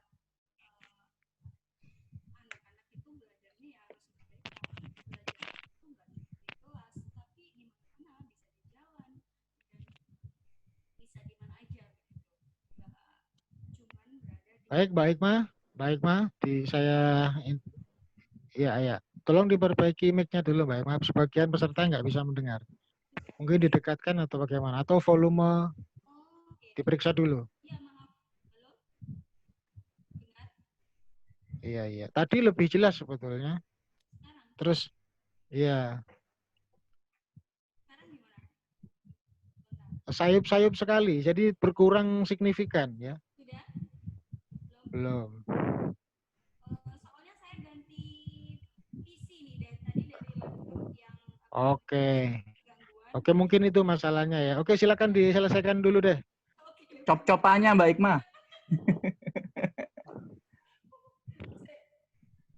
Iya. Ke John Tata dulu ya. Ya, mungkin Kak John bisa ngerespon dulu, Mbak Hikmah biarkan menyelesaikan persoalan teknis kabel dan sebagainya di bawah lacinya itu ya. Sudah belum? Ya, silakan Mas John, bagaimana sebagai seorang guru, apa respon Anda terkait sama rencana pemerintah menerapkan konsep Merdeka Belajar ini, karena secara teknis akan sepertinya menambah pekerjaan di lapangan begitu ya, kan ada tipikal pekerja itu yang nggak suka ketemu orang, nggak suka jalan-jalan. Nah, kalau Mas John saya kira malah kepingin lari sejauh-jauhnya kira-kira gitu. Tapi itu prediksi saya. Silakan Mas John. Ya. Merdeka Belajar dicanangkan oleh Pak Nadiem ya, sebagai seorang muda yang visioner, kemudian lama bergelut di... Kedengeran Mas Nui? Siap. Oke, lama bergelut di bidang teknologi, kemudian beliau tiba-tiba didapuk jadi Menteri Pendidikan, itu semua kaget gitu. Mereka semua menerka kira-kira apa ini yang akan dilakukan oleh seorang CEO startup besar di Indonesia di dunia pendidikan. Bahkan semua orang sudah mengira, wah ini bakalan pakai komputer, bakalan menggunakan teknologi, dan itu benar Mas Nuhi, awalnya cukup karena rekaan itu cukup membuat pusing guru-guru yang, maaf saya beberapa dari cerita teman-teman sih, beberapa guru-guru yang sampun sepuh gitu. yang mereka sudah bersentuhan dengan teknologi cukup jarang gitu. Paling banter ya WA, Facebook. Kemudian dia diberi hadiah Menteri Pendidikan oleh pemerintah, seorang Nadiem Makarim, ya sempat membuat ini sih deg-degan gitu, sempat membuat deg-degan, dan ternyata deg-degannya itu dibantu dengan adanya pandemi ini. Kemudian ya kita juga harus berterima kasih lagi kepada pandemi. Ini kalau menurut saya justru dengan datangnya, di satu sisi ya, mohon maaf, di satu sisi dengan datangnya musibah ini, di satu sisi memaksa kita, terutama khususnya di dunia pendidikan, memaksa kita untuk untuk segera menggunakan teknologi, benar-benar menggunakan teknologi masuk di ruang belajar kita yang sebelumnya kita akrab dengan ruang-ruang kelas, kita hadir dengan seragam, kemudian kita berbicara dengan langsung bertatap muka, formal gitu. Kemudian datang Menteri Pendidikan yang saya yakin sudah siap dengan segala skenario kerennya gitu untuk Merdeka Belajar. Datanglah musibah ini dan kita seperti dipaksa gitu, dipaksa untuk berlari. Betul, akhirnya kita ada di titik ini sekarang sama yang kita lakukan sekarang. Saya yakin tanpa kehadiran peristiwa-peristiwa tadi, Mas Tadi mungkin salah satunya, kemudian ada peristiwa musibah pandemi COVID ini, kita dipaksa untuk seperti ini. Pembelajaran seperti ini saya yakin akan baru terjadi 1-2 tahun yang akan datang di tengah programnya Nadiem untuk dilakukan. Tapi sekarang hampir semua tingkatan, bahkan dari SD, itu sudah menggunakan program-program pembelajaran yang seperti ini. Yang kalau menurut saya pribadi, lebih merdeka sih. Lebih merdeka ke dalam artian ini. Kita tidak terjebak di ini lagi, kebiasaan-kebiasaan yang formal yang justru lebih banyak menyita waktunya. Kita ini dihadapkan pada situasi yang harus segera to the point, kemudian harus ngobrol efektif, kemudian kita simpulkan dan kita kerjakan, kira-kira seperti itu. Jadi ada 2 peristiwa besar, yang satu peristiwa baik, yang satu peristiwa tidak menyenangkan. Mereka bertemu di saat waktu yang tepat gitu, mereka bertabrakan dan akhirnya membawa kita bisa jadi 2 atau 3 tahun lebih cepat gitu, lebih maju dari yang mungkin sebelumnya dijadwalkan. Tentang Merdeka Belajar sendiri, kalau sebagai guru di sekolah belum banyak yang masih belum bisa menerima gitu, masih belum siap sebenarnya, karena memang waktu itu sampai sekolah diliburkan sekian lama, memang konsep Merdeka Belajar belum begitu nyampe gitu. Kita juga belum maksimal, karena tahun ajaran baru ini memang rencananya kita akan mengaplikasikan, tapi ternyata kita sudah di-cut dulu, diliburkan dulu. Jadi kira-kira begitu Mas Nuhi. Ada 2 peristiwa yang baik dan tidak bertabrakan dan kita ada di posisi sekarang gitu, posisi merdeka seperti ini. Ya baik Mas John, saya kira memang aura para penggerak pendidikan seluruh Nusantara itu semacam bersepakat begitu ya dengan gagasan Merdeka Belajar itu. Nah, kalau Mas John tadi menganggap gagasan atau ide Kampung Merdeka Belajar itu agak sedikit terhambat begitu ya, dengan adanya pandemi ini, saya sebetulnya juga setuju, hanya mungkin berbedanya pada aspek begini Mas John. Justru dengan adanya pandemi itu kemerdekaan yang sudah mau digagas itu diuji lebih cepat begitu ya. Apakah dengan adanya pandemi itu kemerdekaan itu betul-betul terwujud begitu ya. Kalau suasananya normal terus merdeka, saya kira memang mungkin bagus, tapi barangkali akan lebih teruji kemerdekaannya jika memulai Perjuangan gitu. perjuangan saja sudah Iya, iya. dihantam dengan corona, kira-kira begitu Iya, ya. iya, iya, betul, betul, betul. Nah ini mungkin saya cross check ke Mbak Hikmah ya. Mbak Hikmah, ini kan saya lihat tadi kegiatannya banyak itu. Apakah pandemi menghalangi secara signifikan proses belajar mengajar di lembaga pendidikannya Mbak Hikmah itu, baik yang yang PAUD maupun yang PKBM-nya itu? Gimana tuh? Apakah kemerdekaan orang-orang di kampungnya Mbak Hikmah sudah teruji begitu? Ya. Kayaknya belum ini Mbak Hikmah. Ya, Mbak Hikmah pakai headset atau apa gitu? Atau mungkin bisa pinjem speakernya musola di sebelah. Ya, ini mungkin sambil nunggu Mbak Hikmah bukan ganti presiden ya, ganti headset. Kembali saya sampaikan kepada teman-teman, silakan yang mau bertanya, masih ada kesempatan untuk menjadi pemenang ya. Penanya terbaik untuk bisa kami reward dengan paket data gratis ya dari panitia, kira-kira begitu. Ya, biar kita ngomong sama Mas John dulu nih, sambil nunggu Mbak Hikmah ya. Oke. Nah, kita masih ada kurang lebih 15 menit untuk sampai pada closing acara, Mas John ya.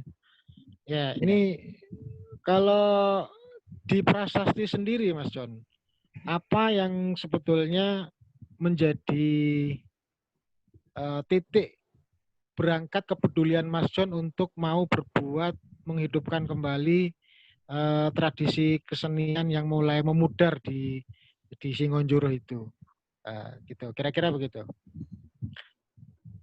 Di saat kita hidup di zaman yang orang hanya peduli pada dirinya sendiri, orang hanya memikirkan nasibnya sendiri. Nah, ini ada orang kayak kurang kerjaan gitu, mikirin nasibnya orang. Nah, itu sebetulnya yang mendorong Mas John untuk seperti itu, apa karena di rumah nggak ada temennya, atau bagaimana, atau di luar sana cukup menantang gitu ya.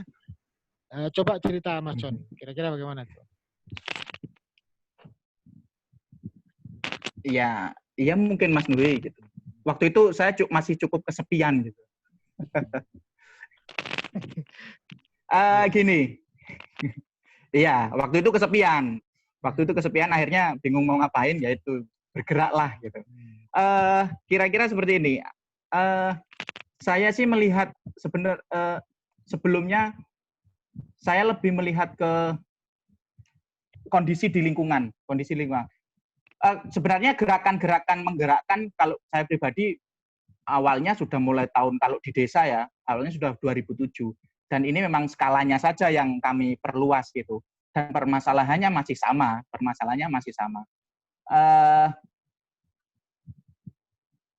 Karena saya sebagai guru, saya melihat bahwa ruang belajar itu belum tercipta luas gitu. Bahwa sebenarnya di sekitar kanan kiri kita itu banyak sebuah semacam sebuah ilmu yang tidak tertangkap, kemudian jika tidak ada yang menyaring kemudian menyampaikan, itu akan lewat begitu saja sebenarnya. Dan itu terjadi di Singojuruh gitu. Yang seperti saya bilang tadi, bahwa Singojuruh sebuah daerah yang sebagai penghasil seniman-seniman hebat, legenda-legenda seniman di Banyuwangi, karya-karya besar juga banyak lahir di Singojuruh. Tapi sayang sekali, saya berdasarkan murid-murid saya, ketika saya tanya beberapa sesuatu tentang budaya Banyuwangi, tentang tokoh-tokoh Banyuwangi dari Singojuruh, mereka tidak tahu. Dan ini yang sebenarnya awalnya melecut saya untuk, nah ini harus ada sesuatu nih di luar sekolah. Saya nggak bisa melakukan di dalam sekolah gitu. Saya harus mengajak semua orang, kemudian saya sih waktu itu berpikir bahwa gerakannya harus menghentak gitu. Semua harus dikagetkan. Harus langsung segera dikagetkan, akhirnya mereka tersadar gitu, baru mudah-mudahan tujuannya adalah mereka akhirnya mencari tahu gitu. Dari situ. Memang sepi Singojuruh, seperti yang berkali-kali saya bilang, Singojuruh saat itu memang sepi. Kegiatan terakhir kali ketika saya tanya ke salah satu budayawan di Singojuruh, kegiatan kesenian yang cukup besar. Waktu itu kami terkenal dengan angklung caruknya Singojuru. Angklung caruk memang terkenal yang dipertunjukkan di terbuka secara besar itu sudah terakhir itu tahun 2000-an. Waktu itu menurut cerita dari Pak Sahuni, kebetulan waktu itu yang kami gali informasinya, waktu itu masyarakat berkumpul dari manapun berkumpul, kemudian mereka menikmati, bahkan ada yang sampai kondisi ini trends gitu. Ya hal-hal seperti itu kerap terjadi kan di kesenian-kesenian yang sifatnya tradisional. Kemudian yang waktu itu hanya sebatas yang populer itu hanya sebatas jaranan. Yang populer di anak-anak muda terutama jaranan, kemudian kesenian yang ritual-ritual yang sifatnya tahunan seperti kebo-keboan, mereka sebatas di sana pengetahuannya. Padahal mereka tidak hanya sekedar menjadi penonton saja, mereka bisa menjadi pelaku juga. Nah, seperti ini, Singojuru itu kehilangan panggung. Singojuru itu punya potensi besar, orang-orangnya luar biasa, tapi mereka nggak punya panggung, kira-kira seperti itu. Mereka tidak punya tempat, tidak punya sebuah event organizer yang secara sukarela menyediakan ruang bagi mereka untuk berekspresi. Itu saya kira sebagai tujuan utama dari pagelarnya prasasti, karena memang saya bilang 90% karena memang awal-awalnya masih dibantu seniman-seniman teman-teman dari luar, 90% penampil di prasasti adalah anak-anak Singojuru, SMA rata-rata. Bahkan di prasasti ketiga, kalau nggak salah, teman-teman dari Rumah Literasi Indonesia datang waktu itu, yang menari-nari itu adalah anak SMP. SMP kelas 3, SMP kelas 9, kelas 8. Kami tarik, kami ikut sertakan. Nah, ini yang ingin kami berikan ingin kami berikan kepada masyarakat sebagai sarana merdeka belajar tadi yang baru disebut akhir-akhir ini. Tapi kita sudah mengawali secara tidak sadar juga kami bahwa ini adalah ruang belajar yang sangat merdeka, tidak ada batasan kurikulum di sini, kita bebas berekspresi, kita bebas melakukan sesuatu, tapi kita tetap fokuskan ke satu titik tujuan yang kami sesuaikan dengan potensi wilayah kami. Itu penting, karena di Singojuru potensinya adalah budaya, adalah seni, kami garap di sana, kami sediakan panggung secara cuma-cuma, kemudian ya datang, akhirnya gerakan-gerakan yang lain, akhirnya di satu dusun Desa Lemah Bangkulon, kemudian Dusun Kunir, itu ada pagelaran juga yang konsepnya meniru prasasti. Minimal ada kami dengan PD-nya mungkin kami berhasil memantik gitu yang lain untuk melakukan sesuatu yang sama. Akhirnya mereka sadar bahwa ruang-ruang kreasi juga nggak harus ditampilkan secara kalau kami memberi contoh mewah, tapi teman-teman yang lain menangkapnya secara lebih sederhana gitu. Nggak harus dilakukan secara mewah, kemudian nggak harus dilakukan secara jelimet, yang penting ada tempat berekspresi, latihan, datang, ya jadi. Akhirnya di situ adalah benang merah yang sempat terputus bahwa Singojuru penghasil. Orang banyak yang tahu Singojuru penghasil seniman hebat, Singojuru anak mudanya berpotensi, dan mereka kembali pede sih. Itu penting.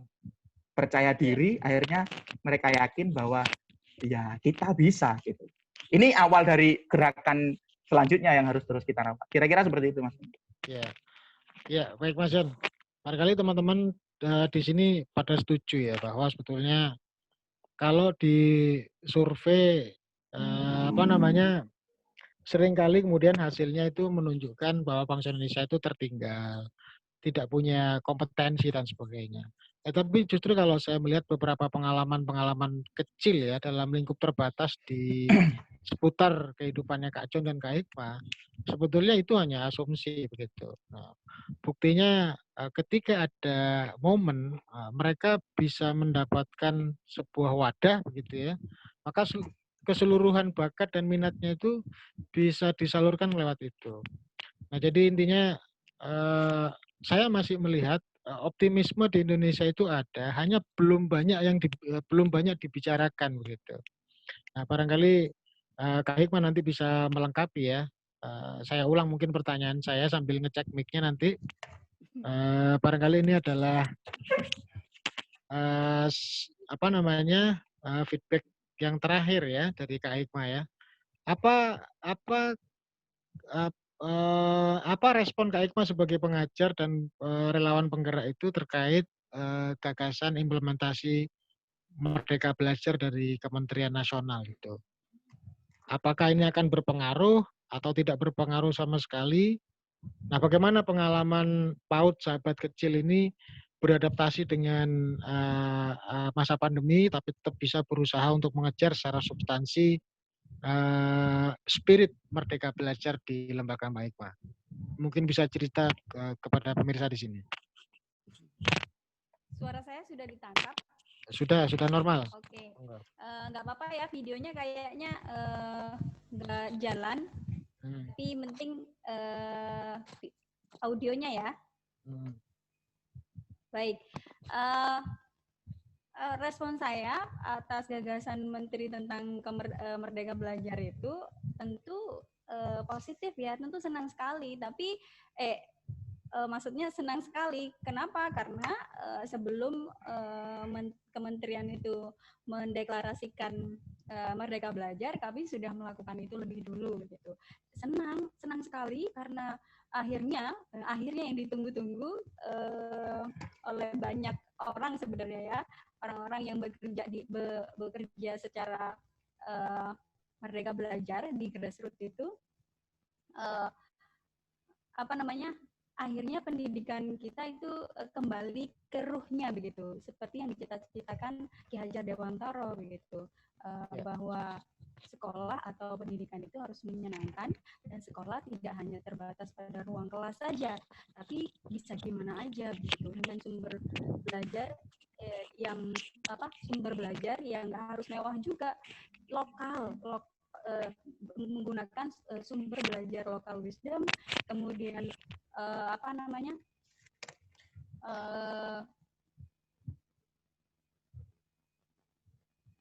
tadi mau mengkorelasikan dengan pertanyaan Mas Nuni yang saya kan punya rumah baca dan PAUD, ini dua lembaga yang berbeda begitu. Yang kalau PAUD saya juga senang karena PAUD saya mungkin usianya masih muda, masih 6 tahun. Tapi sejak berdiri itu sudah Merdeka Belajar, dari guru-gurunya, kemudian gurunya yang saya rekrut untuk menjadi guru di PAUD yang saya bina, itu memang yang pertama adalah dia harus mau belajar, kemudian dia bersedia berubah, dan kemudian dia bekerja keras atas kemerdekaan belajar sebagai guru begitu. Nah, tentu saya senang sekali dengan kalau kemudian kementerian melakukan mendeklarasikan kemerdekaan belajar untuk lembaga-lembaga baik PAUD sampai SMA ya, bahkan kampus juga. Waktu masa pandemi itu kami cuma mengalami tantangannya cuma ada di keterbatasan ini ya, fasilitas smartphone itu saja. Soal bagaimana pendekatan kemerdekaan belajar kami tidak begitu banyak masalah gitu, karena sudah kami lakukan jauh hari sebelum keputusan dari pendidikan untuk kemerdekaan belajar itu. Gitu. Ya, baik Mbak Hikmah. Suaranya sudah mulai menghilang atau agak karatan begitu ya di telinga ya. Tapi sudah bisa kita tangkap pesannya, Mbak Hikmah. Saya kira saya setuju bahwa memang spirit Merdeka Belajar itu sudah menjadi hal yang ditunggu oleh banyak para penggerak pendidikan di bawah ya. Tadi pertanyaan saya sebetulnya apakah pandemi itu cukup mengganggu secara signifikan spirit yang dikembangkan melalui kegiatan belajar di rumah baca maupun lembaga pendidikan. Nah, saya melihat memang ada perbedaan ya, ada perbedaan. Misalnya kalau saya bandingkan Mas John Tata yang ada di sekolah negeri ya, kalau nggak salah ya, sekolah yang tutut dengan tuntutan birokrasi dan protap yang ketat ya, dibandingkan dengan yang non formal ya, walaupun ini nggak setara PAUD dengan SMP, tapi saya membandingkan dari sifatnya saja ya. sifat non formal dan formalnya. Tentu yang lebih banyak berkesempatan untuk memberikan inovasi ya, itu yang non formal terutama. Makanya Kak John tadi meskipun guru tapi tidak terlalu banyak membicarakan proses atau fitur-fitur kegiatan yang ada di sekolah. Yang diceritain malah warung, ya kan, jalan, alam, sungai dan sebagainya. Itu pertanda memang naluri merdeka belajar kita itu baru terfasilitasi hampir sepenuhnya secara utuh justru di luar kelas atau di luar birokrasi. Kira-kira mungkin itu yang bisa saya baca dari beberapa keterangan Kak Hikmat dan Kak John ya. Memang kurikulum, terus peraturan sekolah, kebijakan kementerian dan sebagainya itu tidak mudah diterobos ya. Sementara pandemi ini tuntutannya on the spot begitu. Maka yang survive ternyata memang di era seperti ini, di era serba ketidakjelasan, di era ketidakpastian, dan di era ketika semua orang bingung harus ngapain, maka mereka yang dari awal terbiasa untuk bebas ya berinovasi tidak terlalu banyak terganggu. Tapi mereka yang sibuk dengan izin, sibuk dengan tata cara, sibuk dengan seremonial akan sangat terganggu sekali proses-proses belajarnya. Nah, barangkali itulah kenapa kemudian spirit merdeka belajar itu seolah-olah relevan, tapi sebagian orang masih terkendala begitu. Relevannya adalah ketika proses kegiatan belajar itu terbuka, ya baik metode maupun aktivitasnya, kemudian terjadi pembekuan secara nasional aktivitas pendidikan pada jalur formal. Nah, kalau Kak John tadi melihat ada yang paradok, kalau menurut saya itu malah didukung ya. Jadi makanya mungkin benar juga Kak John bilang bahwa pandemi ini mendukung munculnya ya lembaga-lembaga atau tokoh-tokoh baru yang di dalam dunia pendidikan dengan spirit merdeka belajar tadi. Baik, sekarang sudah kurang lebih hampir 8:30 ini Kak John ya. Sepertinya harus kita simpulkan perbincangan kita hari ini. Mudah-mudahan nanti yang jadi pemenang pertanyaan favoritnya bukan moderator ya, Mas Terry ya, gitu ya. Nanti itu biar Mas Terry sendiri yang ngurus. Tapi untuk closing statement nanti dari Mbak Hikmat dan Mas John Tata barangkali mungkin 1 atau 2 menit ya untuk membungkus perbincangan kita hari ini. Jadi tema besar kita itu adalah reorientasi pendidikan ya, meninjau gagasan emas Ki Hajar Dewantoro.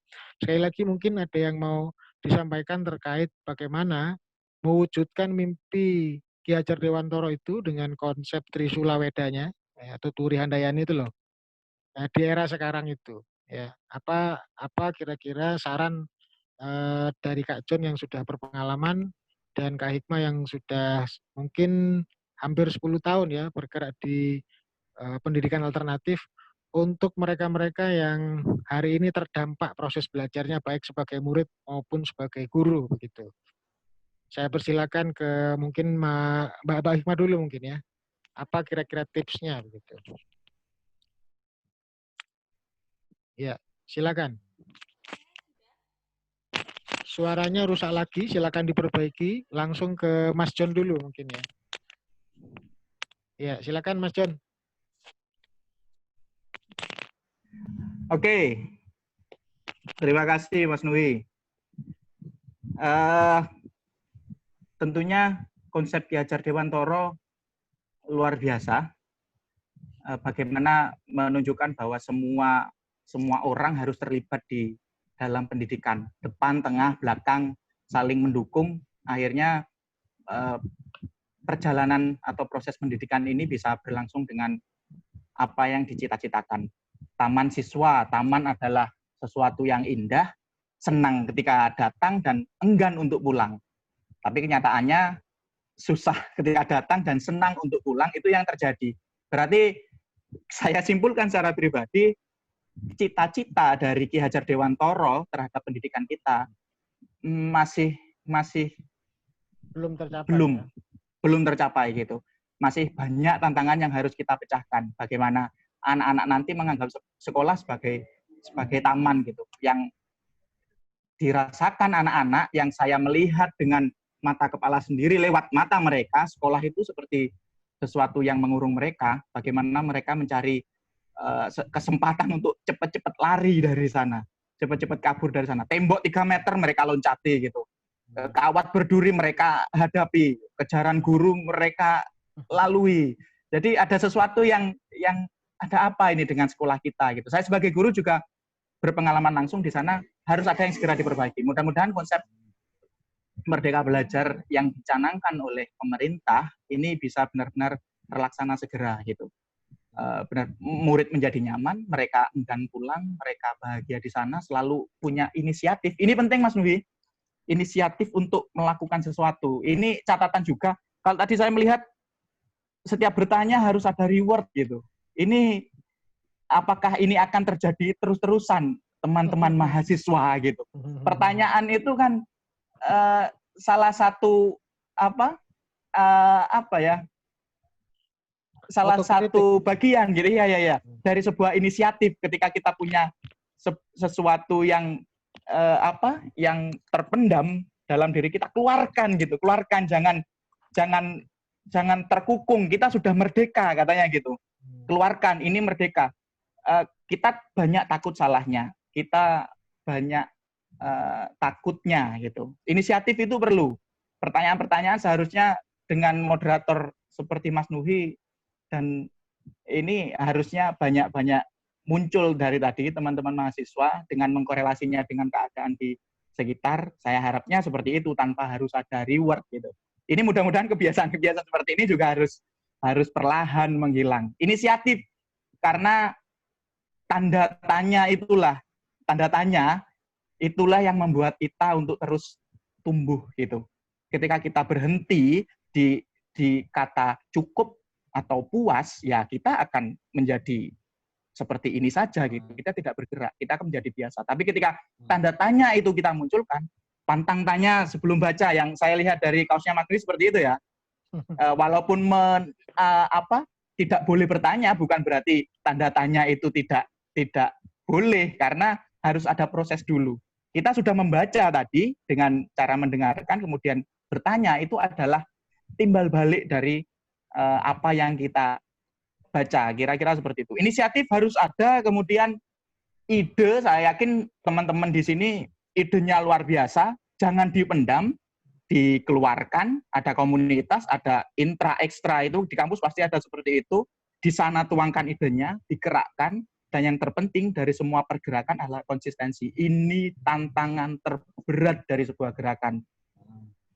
Apapun gerakannya, konsistensi inilah yang harus kita pertahankan gitu. Karena di sini jangan awali dari besar, kita dari kecil, dari kerikil kita kumpulkan kerikil, akhirnya bisa menjadi sebuah gurun pasir. Kalau kita terus melakukan kegiatan ini berulang-ulang, terus-menerus menjaga, merawatnya dengan konsisten. Kira-kira itu sih saya simpulkan. Inisiatif harus kita munculkan, inisiatif dari kita tergerak karena permasalahan di masyarakat. Mahasiswa saya yakin akrab dengan KKN, gunakan itu sebagai sarana pembelajaran, maksimalkan. Banyak permasalahan di masyarakat, berinisiatiflah, munculkan ide, konsisten ngerawat. Ketika leren KKN, ketika berhenti KKN, bukan berarti stop di situ. Kegiatan yang teman-teman lakukan, lanjutkan di masing-masing wilayah tempat tinggal teman-teman, karena teman-teman mahasiswa memang dicetak dan dikirim untuk menjadi seorang perubah gitu. Agent of change gitu Mas Nuhi ya, bahasa Inggrisnya, mudah-mudahan saya tidak salah, bukan guru bahasa Inggris. Agent of change. Ayo mahasiswa, bergerak, berubah, kira-kira seperti itu. Oke, terima kasih. Inisiatif, ide, konsisten. Ya. Oke. Jadi kata kuncinya ada 3 itu ya, inisiatif, bergerak, dan konsisten ya. Nah, mudah-mudahan walaupun sekarang hanya baru gagasan, tapi ketika inisiatif itu sudah ada, harus segera dicoba, dan kalau sudah dicoba harus konsisten, kira-kira begitu. Terima kasih Mas John. Ya, kita sambung untuk Mbak Hikmah. Mbak Hikmah, gimana ini? Kira-kira ada harapan nggak untuk generasi milenial ini tuh untuk bisa bergabung dan meneruskan jejak-jejak yang sudah dicontohkan oleh leluhur kita ya sebagai para pejuang yang membebaskan Indonesia dari penjajahan. Ya tentu tidak mengusir tentara ya, tapi mengusir kemalasan dan sebagainya itu. Apa pesan Kak Hikmah yang paling vital ya untuk generasi muda ya, yang tentu hari ini masih dalam proses dan usia belajar itu? Ya monggo kita pura-pura dengar aja di sini nggak apa-apa, silakan diteruskan. Diwakilkan Tambok. Monggo Pak Hikmah, 1-2 menit Pak Hikmah. Nanti saya masih dengar dikit-dikit, jadi silakan dibicarakan aja, nanti saya wakili Pak Hikmah. 1-2 menit ya.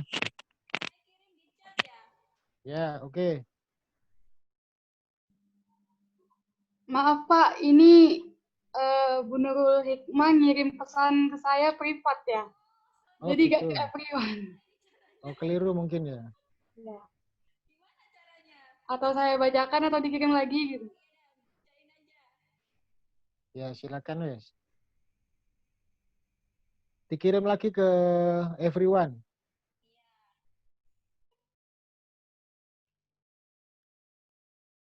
Untung ngirimnya nggak ke kantor pos. Ya, apa tuh pesannya?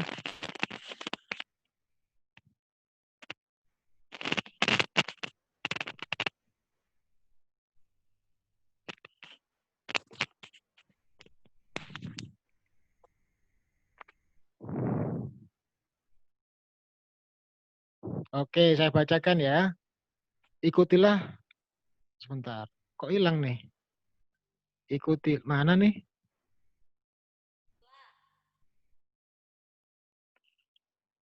Oke, ikutlah terlibat dalam membangun hajat hidup orang banyak yang bernama pendidikan. Orang-orang yang berinisiatif untuk bergerak dan mau ambil peran di dunia pendidikan masih sedikit. Sedangkan tugasnya teramat besar. Mencerdaskan kehidupan bangsa. Minimal terlibatlah mendidik di sekitar, dimulai dari yang terdekat, dari yang kita bisa, kira-kira begitu barangkali ya. Maka kita akan menjadi bagian dari ikatan yang akan membangun masa depan Indonesia. Oke, kira-kira itu tanpa harus saya terjemahkan kembali, teman-teman.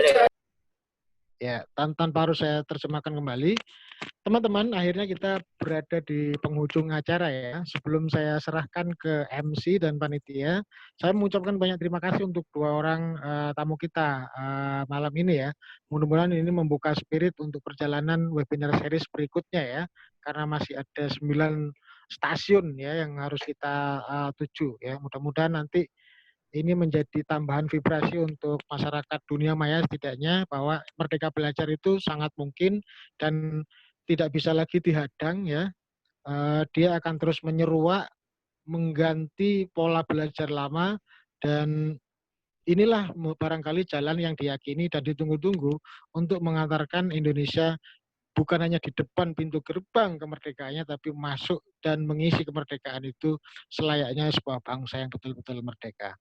Baik, saya ucapkan terima kasih untuk para peserta dan panitia untuk kekurangan dan beberapa error ya. Tadi secara teknis saya sebagai mewakili panitia mohon dimaklumi. Mudah-mudahan ini menjadi pembelajaran untuk besok, yang kedua dan seterusnya menjadi lebih baik ya. Mas Terry, silakan diambil alih. Barangkali untuk sambil menuju closing, ada arahan tertentu untuk foto bersama atau bagaimana, saya tidak tahu. Barangkali nanti juga ditutup oleh lagu Merdeka Belajar atau bagaimana, saya persilakan ya, masih ada waktu 5 menit kira-kira begitu. Dari saya cukupkan, terima kasih banyak. Salam Merdeka Belajar, menjadi generasi hebat Indonesia. Sampai jumpa. Baik, saya ambil alih ya, Bapak Nurul Hidayat. Jadi teman-teman bisa dinyalakan kameranya untuk prosesi foto bersama. Mungkin bisa saya komando, mungkin teman-teman bisa menyalakan kameranya terlebih dahulu.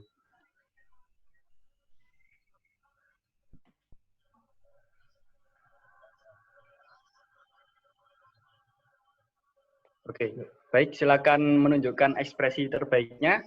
Saya hitung 1, 2, 3.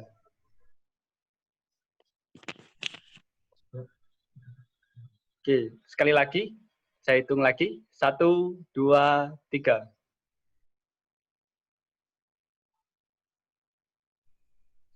Oke, terima kasih. Sebelumnya kami umumkan seperti apa yang telah dijelaskan kepada teman-teman sekalian di grup WhatsApp.